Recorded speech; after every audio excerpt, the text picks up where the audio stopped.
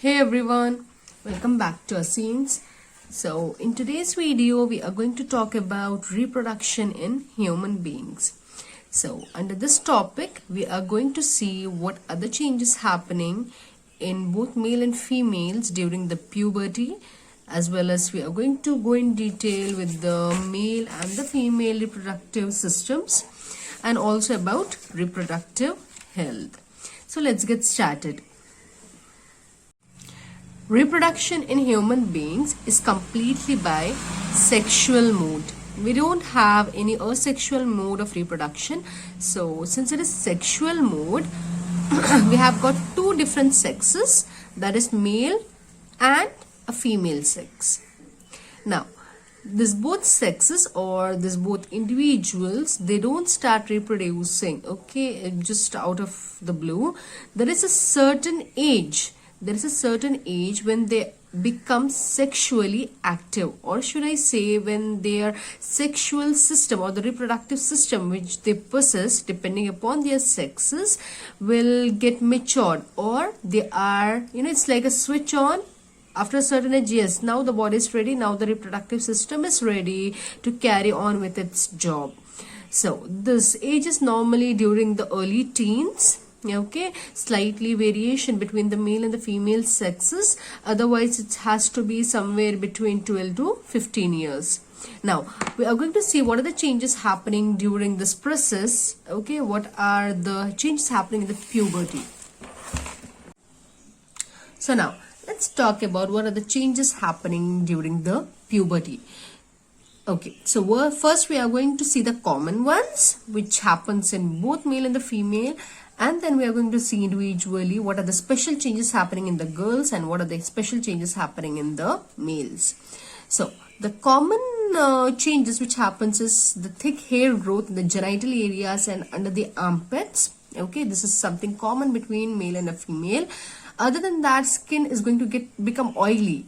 A lot of oil secretion will be there on the skin, due to which the toxic substances will be thrown out through your skin in the form of pimples. Okay, so these two are the common ones. Now coming to the specific changes happening in girls. So here it includes breast sizes. Okay, breast size will increase. It's a common trait, to get an extra fat in your breast areas and in your hip areas. Other than that, menstruation. So menstruation is the monthly periods, what you call. Okay, so how is it happening and what are the characteristics of it, everything we are going to go in detail further on. Now coming to boys, so here in this case they'll have thick hair growth on the face in the form of mustache and beard. Okay, and their voice begins to crack, that is they are going to get a low pitch voice. You're going to see drastic change in their voice quality. So these are the two physical changes which can be identified too much sooner. So that was about boys. Now let us get in detail with the male reproductive system. We are going to go in detail with this. We are going to use our diagram for the reference. Okay.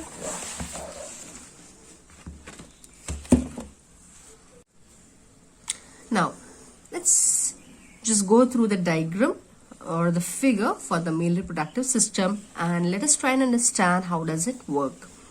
Okay, so this is in your part 2 book on page number 47. Okay, so let's get started here. So as you can see here in the figure, we have got certain parts which are actually a part of our excretory system. Okay, like for example, we have got bladder, then we have got here urethra. Okay, ureter, bladder, urethra. So these three things are actually a part of your excretory system, but their job is needed in case of reproductive, during the reproductive session. That is the reason why they have been included here in the figure. So now the main parts of the male reproductive system is the testis. So this is the organ which actually produces the male germ cell, or should I say the male germ cell is also known as sperm. So the sperm is produced by this testis. The main part which is responsible for reproduction is the testis. This testis is enclosed in a sac-like structure called scrotum. Okay, so a pair of testes is, every male has got a pair of testes. It's 2 testes in a scrotum. Now, from this testis, you can see a pipe-like structure going, right? So this pipe-like structure or this duct is nothing but vasa deferens. So this will carry the sperm produced by the testis forth. Okay, now as you can just follow the pathway here, this vasa deferens is taking the sperm to directly to the penis, that is through the urethra region. On its way, you can see 2 more extra glands here. First one being the seminal vesicle and the other one being the prostrate gland. Okay, so these 2 together, seminal vesicle and prostrate gland together, are known as associated glands. Okay, this is very much important. Okay, seminal vesicle and prostrate gland together, they are called as associated gland. The reason why it is important is they might ask you the function of associated glands and you might get confused. You have never seen it in the diagram, but it is nothing but seminal vesicle and prostrate gland together. This 2 together is nothing but associated gland. Now, what is the job of this 2? Seminal vesicle and prostrate gland together, they secrete some fluids, a certain fluid-like structure which will help the sperms to pass through, easy passage of the sperm.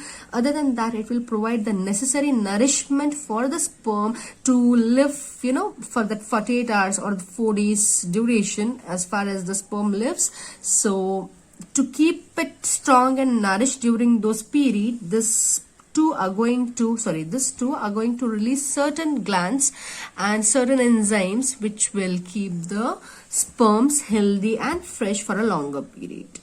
And as the sperm is passing, so these 2 are going to do its job and release the fluids along with the sperm. So the entire concoction, or should I say the entire mixture of it, is going to be passed through the urethra region. So that is how a male reproductive system works. Okay, so next we are going to talk about female reproductive system, which is going to go in a little detail. So this is our female reproductive system, and as you can see here, our uterus is a T-shaped structure. Okay, and the lower part, or the lower T, the standing vertical line, that part is made up of a uterus. Okay, structure called uterus, which is in a triangle shaped manner. Okay, as you can see here, it gets narrower at the bottom and broader at the upper part. This uterus have got 2 little almond shaped structures at the side called the ovary. So these ovaries are the one which stores the eggs. So during the time of the birth, when a girl is being born, before she is born, when she is forming in the mother's womb, the sex is being decided. When the sex is decided, what the baby, the fetus is going to do is, it's going to collect the eggs from the mother and it's going to store it. The immature eggs are being stored here inside these eggs, inside this ovary. Okay, so this is that particular ovary. This is the part which is actually donating the eggs for reproduction, or the female germ cell, the ovumes. Okay, just like in male, the testis was the one which was producing the sperms. Similarly here, the ovum is produced by this ovaries. So it goes alternately. If at all, in one periodic cycle or in the one menses cycle, one egg is being released or one ovum is being released. So if at all, if this month, if this ovary is contributing, the next month the other ovary will be contributing for it. Now, other than this ovaries, we have got here duct-like structure, tube-like structure called oviduct or fallopian tube. Okay, so this is going to connect the ovary to the uterus. This is just the stem. Okay, this part is just the stem. It is not going to have any connections over here between the uterus and the ovary. Instead, whatever egg is being produced by the ovary, okay, it's going to pass through this fallopian tube. Clear? Okay, so now as you go below the uterus, the neck of the uterus, or the point where the uterus starts or ends, whichever manner you see it. So this end, the neck of it is called as the cervix. Further on is the vagina. So now what actually happens here, we are going to see that. As I said, in every menstrual cycle, this ovary is going to produce one particular ovum, that is nothing but the egg for fertilization. As it is getting matured, this ovaries, what they are going to do is, whichever egg is supposed to be released, they are going to feed it, they are going to provide all the nourishments, and they are going to make it ready for fertilization. That means it is mature now. So the said egg, the matured egg is released. Suppose if this ovary is releasing it, so it is going to release the egg into this fallopian tube. Okay, so this is very much narrower, so it's going to pass on slowly through this fallopian tube. As it is passing here, if at all this particular ovum, if it receives the male sperm, if at all sperms are released inside the cervix, okay, through the cervix will be receiving the sperms which enters through it. So if at all sperms, among so many sperms, if at all any one fertilizes with it, in that case what is going to happen is the said egg will be converted into a zygote, and this zygote will slowly descend below, and it will start to embed itself in this cushiony layer. We have got a cushiony layer, okay, inside the uterus, in the lining. So this cushiony layer is actually helping for reproduction, okay, for nourishment, providing nourishment and safety to the young growing fetus or the baby. Okay, so this zygote is going to come down and get embedded inside this cushiony layer. Wherever it feels it is comfortable, it's going to go and stick inside. Okay, a tiny thing is going to go sit inside, and it's going to go on embedding, and then it's going to form a connection in the form of placenta. Okay, and this placenta will help in providing the necessary nourishment, whatever necessary oxygen is needed, whatever waste has to be separated from the growing fetus, everything will be carried out by this placenta. Okay, so this is what is going to happen, carry on for the 9 months till the baby is fully grown and it is ready to come out of the mother's womb.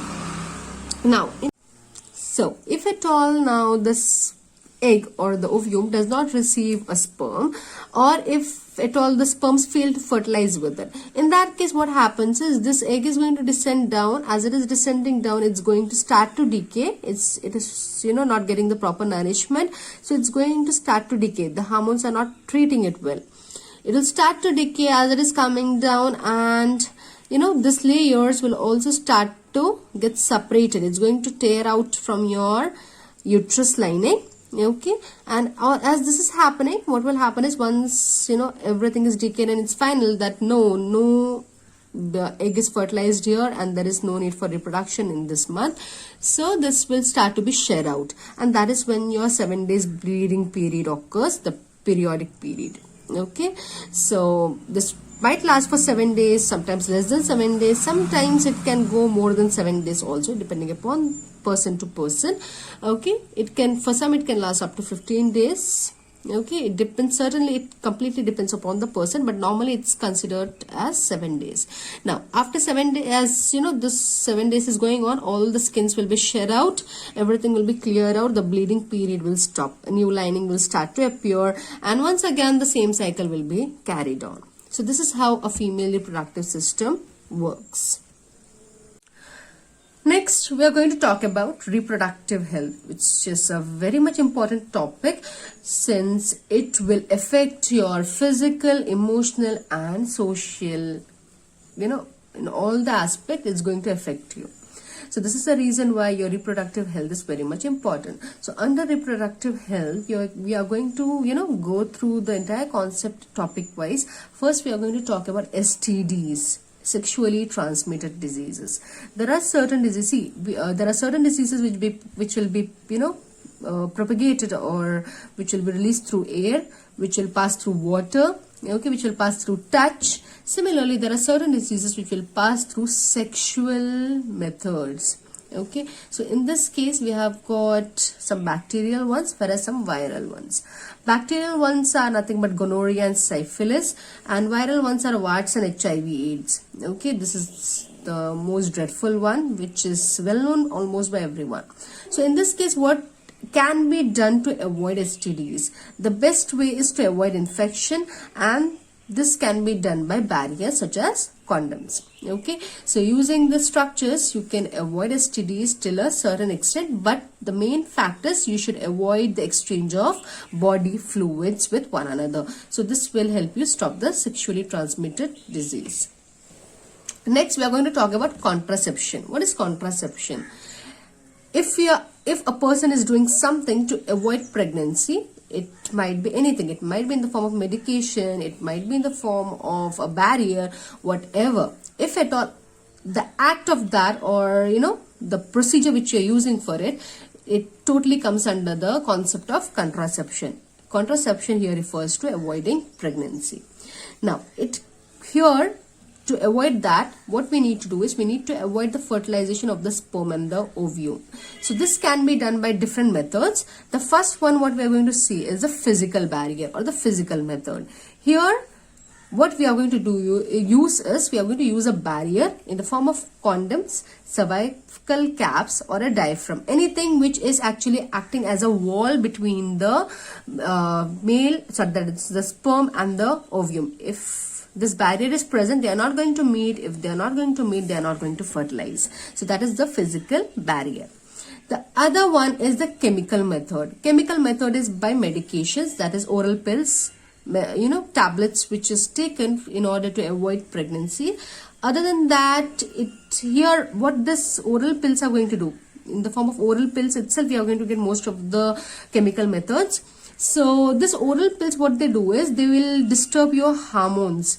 They will cause some changes in the hormones which will affect the fertilization process. It will not allow the fertilization to occur due to this hormonal imbalance inside the body.